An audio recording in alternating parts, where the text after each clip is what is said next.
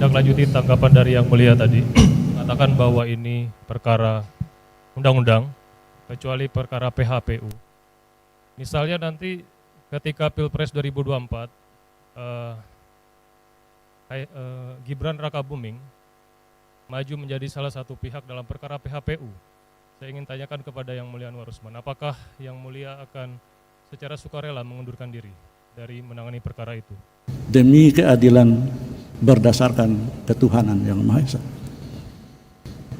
Dari putusan itu selain bertanggung jawab kepada bangsa, negara, masyarakat, tetapi yang paling utama adalah bertanggung jawab pada Allah Subhanahu wa Ta'ala, Tuhan yang Maha Kuasa.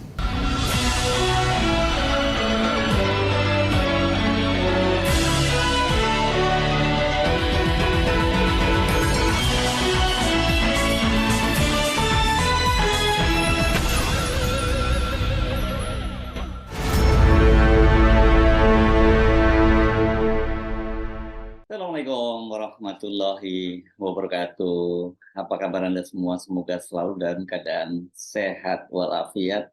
Kembali berjumpa dengan saya, Ersu Beno Arif dari Forum News Network. Hari ini, hari Rabu 25 Oktober 2023 adalah hari terakhir pendaftaran Capres-Cawapres ke Komisi Pemilihan Umum atau KPU.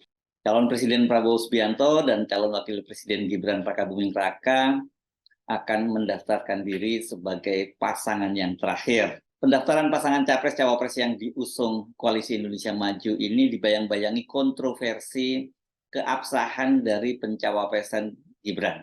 Banyak pakar hukum tata negara, bahkan termasuk Profesor Yusril Issa Mahendra. Ini yang perlu Anda catat adalah Ketua Umum PBB, Partai Bulan Bintang, salah satu parpol pengusung Prabowo Gibran, itu juga menilai putusan Mahkamah Konstitusi yang meloloskan Gibran itu secara hukum punya catat yang sangat serius. Namun berbeda dengan para pakar hukum lainnya, ini Yusril menganggap bahwa pro kontra itu ya tidak menghalangi keabsahan Gibran untuk mendaftar. Sementara sejumlah pakar hukum lainnya, dan salah satunya adalah mantan Wakil Menteri Hukum dan HAM Profesor Denny Indrayana, meminta KPU untuk menolak pendaftaran Gibran karena ya putusan dari Mahkamah Konstitusi itu tidak sah dan harus dibatalkan. Sebab sangat jelas bahwa putusan itu melanggar Undang-Undang Kekuasaan Kehakiman. Ada konflik of interest yang itu jelas diatur dalam pasal 17 ayat 6 Undang-Undang Kekuasaan Kehakiman. Pangkal soalnya adalah posisi Anwar Usman, Hakim MK sekaligus juga Ketua Mahkamah Konstitusi. Ini adalah adik ipar dari Presiden Jokowi dan sekaligus paman dari Gibran. Menyikapi pro kontra tersebut, itu Profesor Yusril dalam cuitannya yang terakhir hari Selasa kemarin meminta pemerintah untuk mengambil langkah konkret dan jangan membiarkan pro kontra ini berlarut-larut. Itu sebab dampaknya, kata dia, dapat berimplikasi pada hasil Pilpres nanti. Ini soal legitimasi ya. Mahkamah Konstitusi telah membentuk Majelis Kehormatan Mahkamah Konstitusi. Ya, ini memang agak belibet-libet ya, MK. Ini sebagai respon banyaknya laporan yang masuk tentang adanya pelanggaran kode etik oleh Hakim Mahkamah Konstitusi, khususnya Ketua Mahkamah Konstitusi Anwar Usman. 3 orang tokoh itu telah dipilih menjadi anggota Majelis Kehormatan MK ini, yakni mantan Ketua MK yang juga ahli hukum tata negara Profesor Jimli Asidiki, kemudian akademisi Profesor Bintan M. Saragih, dan Hakim Mahkamah Konstitusi Profesor Wahidudin Abbas. Ketiganya sudah dilantik oleh Ketua Mahkamah Konstitusi Anwar Usman kemarin, ya, hari Selasa tanggal 24 Oktober 2023, dan Majelis Kehormatan ini diberi tugas memeriksa adanya dugaan pelanggaran etik dan diberi waktu bekerja selama 30 hari kerja terhitung sejak dilantik kemarin tanggal 24 Oktober. Jadi nanti akan berakhir pada tanggal 24 November.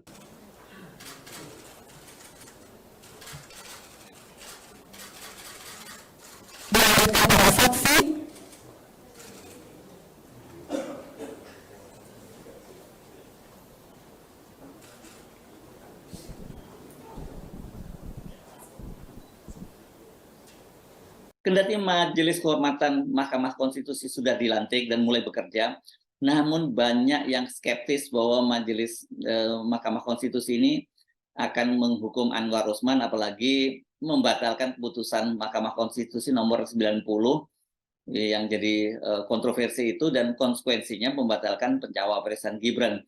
Salah satunya itu adalah Menko Polhukam, jadi Profesor Mahfud MD yang juga ahli hukum tata negara dan sekarang menjadi calon wakil presiden dari Ganjar, yang dia menyatakan bahwa ya putusan hakim di MK itu kan juga bisa dibeli. Yang ini yang menimbulkan keterkejutan banyak pihak dan juga disayangkan oleh anggota Majelis Kehormatan MK Profesor Jimli Asidiki. Tapi belakangan Pak Mahfud MD itu meralatnya dan dia menyatakan keyakinannya bahwa 3 orang yang menjadi anggota Majelis Kehormatan MK itu dia percaya dan karena punya integritas yang baik. Tapi tetap saja apa yang disampaikan oleh Mahfud MD sudah menambah ketidakpercayaan publik terhadap apapun yang dilakukan oleh Mahkamah Konstitusi, termasuk juga pembentukan Majelis Kehormatan ini. Jadi di kalangan publik ini ya sudah hafal ya, seperti bunyi pepatah anjing menggonggong kafilah berlalu. Itu karena ya tidak bisa disalahkan publik karena banyak sekali putusan-putusan MK yang menunjukkan hal itu.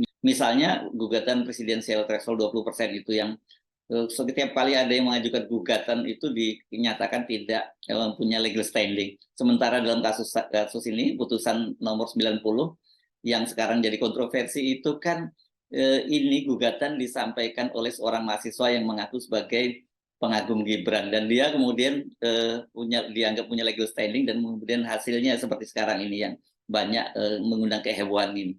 Sekedar untuk kembali mengingatkan kita semua dan kemudian memahami bagaimana cara berpikir hakim Mahkamah Konstitusi, khususnya Ketua Mahkamah Konstitusi Anwar Usman, saya mengajak kembali Anda untuk menyimak pembelaan diri Anwar Usman ketika dicecar wartawan. Ini hari Senin kemarin, ini momen terjadi saat Anwar Usman menggelar jumpa pers bersama juru bicara Mahkamah Konstitusi Profesor Eni Nurbaningsih. Para wartawan tuh mencecar Anwar Usman ya berkaitan dengan posisi dia sebagai paman dari Gibran dan desakan untuk dia agar mundur itu disampaikan. Tapi bagaimana reaksinya Anwar Usman? Mari kita simak ya pertanyaan-pertanyaan dari wartawan dan juga jawaban dari Anwar Usman. Pertanyaan pertama, saya Pobi dari cnnindonesia.com. Yang mulia, saya ingin bertanya kepada Yang Mulia Eni, berapa lama proses penanganan perkara di MKMK ini Yang Mulia? Apakah ada tenggat waktunya? Dan apabila nanti MKMK memutus ada hakim yang melanggar etik, apakah putusannya ikut batal atau bagaimana Yang Mulia? Lalu pertanyaan kedua, saya ingin ajukan kepada Yang Mulia Anwar. Banyak pihak yang menilai adanya konflik of interest Yang Mulia. Dan ini ada yang bilang RPH 295155 di dissenting Yang Mulia Saldi bahwa Yang Mulia sengaja tidak hadir karena menghindari konflik of interest. Namun di dissentingnya Yang Mulia Arief dikatakan Yang Mulia bilang sakit. Lalu yang benar yang mana Yang Mulia? Karena apakah Yang Mulia menilai di perkara batas usia ini ada konflik of interest atau bagaimana Yang Mulia Anwar? Lalu saya mendapatkan informasi kalau misalnya Yang Mulia itu minta ditelepon oleh panitera pada Jumat malam saat perkara 90 itu dicabut oleh pemohon pada hari Jumat. Lalu di hari Sabtu permohonan itu dibatalkan. Itu apakah benar ada komunikasi seperti itu Yang Mulia Anwar? Lalu kehadiran Yang Mulia Anwar di RPH 90 dipertanyakan sebab posisi majelis yang sebelum menolak menjadi kabul sebagian. Ada yang berpendapat bahwa ada Yang Mulia Anwar ini menggunakan penyalahgunaan wewenang. Ada pakar yang mengatakan demikian sebagai ketua MK. Karena dengan kehadiran Yang Mulia Anwar, posisinya menjadi berubah dari tolak menjadi kabul sebagian. Bagaimana pendapat Yang Mulia Anwar terkait itu? Selanjutnya, kenapa syarat minimal usia minimal dikabulkan sebagian tapi yang maksimal tidak? Kan itu beda perkara ya, minimal dan maksimal. Bagaimana penjelasannya? Terima kasih pada Yang Mulia Eni dan Yang Mulia Anwar. Selamat siang Yang Mulia, saya Hedi dari Kumparan. Ini sebenarnya mempertegas kemarin yang soal ramai-ramai itu. Soalnya jadinya muncul soal diksi-diksi mahkamah keluarga dan segala macam. Dan itu mengacu pada keraguan kedepannya Mahkamah Konstitusi apakah bisa menyelesaikan soal konflik pemilu karena belakangan ternyata yang banyak disebut di media massa juga yang soal anak presiden itu, yang Gibran Rakabuming itu kan akhirnya jadi resmi jadi cawapres. Nah ini pertanyaannya, orang meragukan nanti apakah di sengketa pemilu ke depannya itu publik akan mempercayai Mahkamah Konstitusi untuk menyelesaikan konflik, karena pasca putusan perkara 90 kemarin itu kekhawatirannya itu jadi panjang yang mulia. Kekhawatirannya nanti ke depannya itu bagaimana kalau ternyata terjadi sengketa dan segala macam. Ini kan tugas MK tidak sampai di situ soal pemilu. Nah, saya mau menegaskan aja nanti yang mulia Pak Ketua, apakah bagaimana nanti soal kedudukannya Pak Ketua, apakah akan ikut dalam ketika ada sengketa itu dan melibatkan yang bersangkutan saya tadi sebut, atau bagaimana, atau justru akan memilih soal desakan teman-teman atau mungkin yang pelapor yang soal opsi pengunduran diri. Terima kasih yang mulia. Saya perlu sampaikan bahwa saya menjadi hakim mulai 1985, itu sudah menjadi calon hakim sampai sekarang, jadi udah 30 sekian tahun. Ya alhamdulillah, saya memegang teguh sumpah saya selaku hakim, memegang teguh amanah dalam konstitusi, undang-undang dasar, amanah dalam agama saya yang ada dalam Al-Quran, sehingga saya sering mengatakan dalam berbagai kesempatan bagaimana Nabi Muhammad SAW ketika didatangi oleh salah seorang yang bernama Usamah bin Zaid, diutus oleh bangsawan Quraisy supaya bisa melakukan intervensi, meminta perlakuan khusus karena ada tindak pidana yang dilakukan oleh salah seorang anak bangsawan Quraisy. Apa jawab Rasulullah SAW? Beliau tidak mengatakan menolak atau mengabulkan permohonan dari salah seorang yang diutus oleh bangsawan Quraisy itu. Beliau mengatakan, andaikan Fatimah anakku mencuri, aku sendiri yang akan memotong tangannya. Artinya menunjukkan bahwa hukum harus berdiri tegak, berdiri lurus, tanpa boleh diintervensi, tanpa boleh takluk oleh siapapun dan dari manapun. Alhamdulillah, dalam semua perkara sejak saya menjadi hakim, dan saya sesuai dengan ira-ira dalam sebuah putusan, sama putusan yang di Mahkamah Agung. Jadi saya itu hakim konstitusi yang berasal dari Mahkamah Agung. Ira-ira putusannya sama dengan di sini, demi keadilan berdasarkan ketuhanan yang Maha Esa. Jadi putusan itu selain bertanggung jawab kepada bangsa, negara, masyarakat, tetapi yang paling utama adalah bertanggung jawab pada Allah Subhanahu wa Ta'ala, Tuhan yang Maha Kuasa.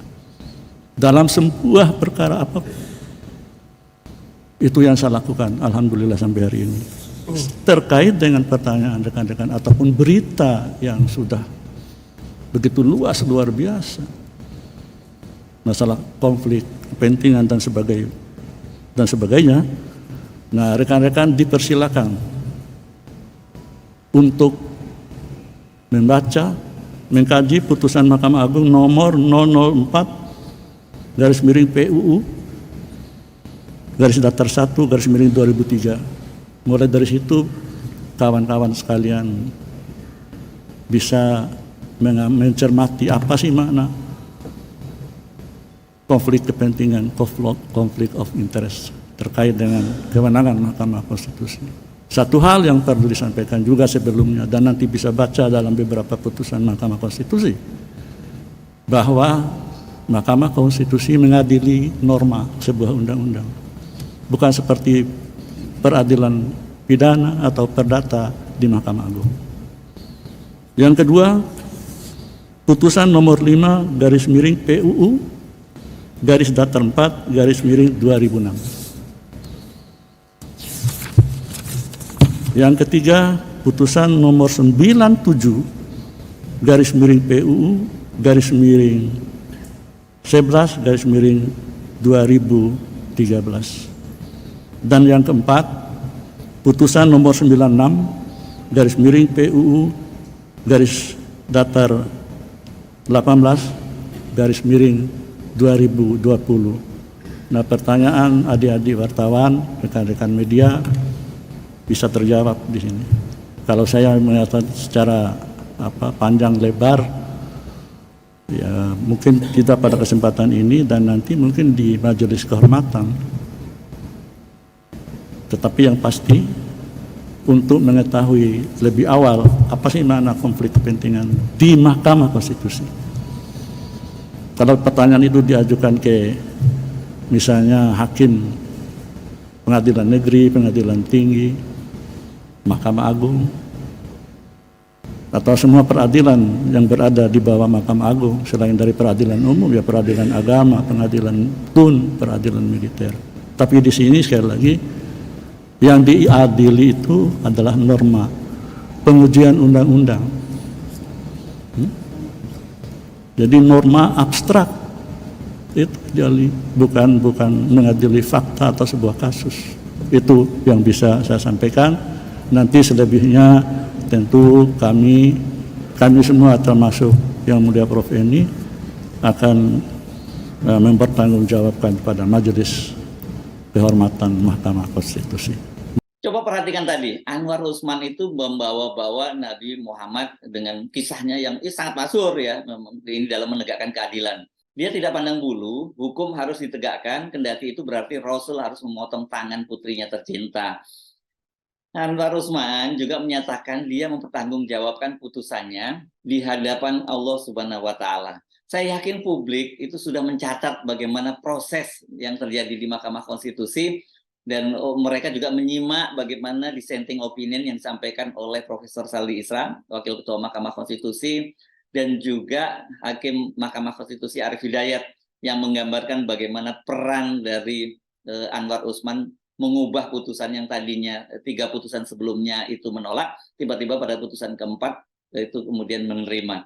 Dan saya yakin selain publik yang sudah mencatat, malaikat, ya, karena ini saya kenapa menggunakan kata malaikat, karena tadi kan dibawa nama Allah Subhanahu wa Ta'ala. Jadi ini malaikat pasti sudah lebih dulu mencatatnya dibanding kita, dan catatan malaikat pasti lebih rapih dan tersimpan rapih ya di Lauhul Mahfuz sana. Anwar juga tadi ngeles dan meminta wartawan membedakan putusan yang ditangani oleh Mahkamah Konstitusi yang bersifat norma beda dengan peradilan umum yang menangani sengketa. Jadi kata dia ini sifatnya abstrak. Maksud Anwar Usman ini jelas bahwa tidak ada konflik of interest dalam putusan 90 yang meloloskan Gibran, karena dia cuma mengadili norma. Padahal sangat jelas itu ada konflik of interest yang sangat-sangat besar karena ini menyangkut kepentingan dinasti Jokowi, dinasti dari kakak ipar Anwar Usman. Mendengar jawaban Anwar Usman, wartawan tidak puas dan masih mendesak apakah Anwar Usman akan nonaktif atau bahkan mengundurkan diri bila nanti muncul sengketa hasil Pilpres yang melibatkan Gibran. Nah, ini dipastikan akan ada sengketa Pilpres ya, kecuali kalau pasangan Prabowo dan Gibran itu tersingkir di putaran pertama, ya nggak akan ada sengketa Pilpres ya. Sengketa Pilpres itu biasanya muncul ketika hanya 2 pasang calon atau pada putaran yang kedua. Mudah-mudahan nggak terjadi itu ya, nggak terjadi sengketa. Maksud saya tidak ada sengketa yang melibatkan Gibran gitu ya. Menindaklanjuti tanggapan dari Yang Mulia tadi, mengatakan bahwa ini perkara undang-undang, kecuali perkara PHPU. Misalnya nanti ketika Pilpres 2024, Gibran Rakabuming maju menjadi salah satu pihak dalam perkara PHPU. Saya ingin tanyakan kepada Yang Mulia Anwar Usman, apakah Yang Mulia akan secara sukarela mengundurkan diri dari menangani perkara itu? Terima kasih. Pertanyaan dari wartawan yang sangat keras tadi, kemudian dijawab lebih dulu oleh Hakim MK Eni Nurbaningsih. Baik, saya kira itu sesuatu yang belum terjadi, ya nanti akan kita selesaikan sesuai dengan hukum acaranya untuk pilpres, ya perselisihan hasil pemilihan presiden. Pasti akan kemudian kami lakukan yang terbaik sebagaimana yang pernah kami lakukan 5 tahun yang lalu. Persidangan sangat terbuka, transparan, bahkan tidak ada sedikit pun yang kami tutupi di situ. Jadi ini pun pasti akan kami lakukan jauh lebih baik lagi untuk hal yang menjadi perhatian publik yang sangat luas, ya. Sementara Anwar Usman tetap menjawab secara normatif dan tidak menjawab pertanyaan soal dia mundur atau tidak. Baik, jadi rasanya sudah jelas ya, walaupun memang tidak mungkin kami memberikan keterangan yang seharusnya akan diberikan kepada MK. Tetapi yang pasti sekali lagi, kami bersembilan bekerja selama ini, 9 hakim konstitusi berdasarkan hukum acara yang berlaku. Dan kami hanya tunduk kepada konstitusi